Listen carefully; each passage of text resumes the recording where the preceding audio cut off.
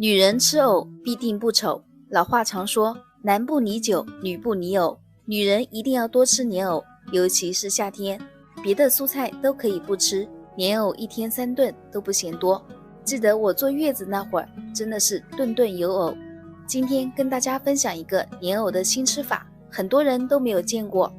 洗干净的莲藕切成小碎丁，不用切得太细，带点颗粒感，做出来的口感会更好。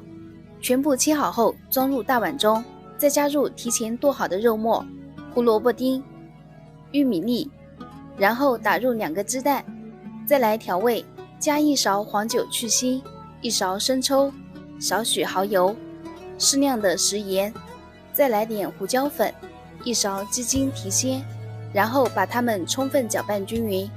拌匀后再加入1勺食用油，再准备1包小酥肉粉。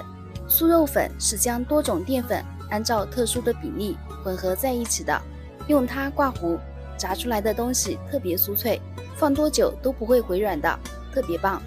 把它们再次搅拌均匀，搅拌成拉丝状态，像这样子能够挂糊就可以了。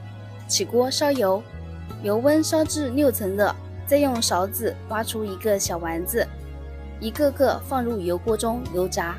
炸至小丸子定型以后，再用漏勺轻轻地翻动，使其受热均匀，一直炸到小丸子金黄酥脆，像这个样子就可以了。控油捞出。这样做的莲藕丸子外酥里嫩，脆嫩多汁，超级好吃。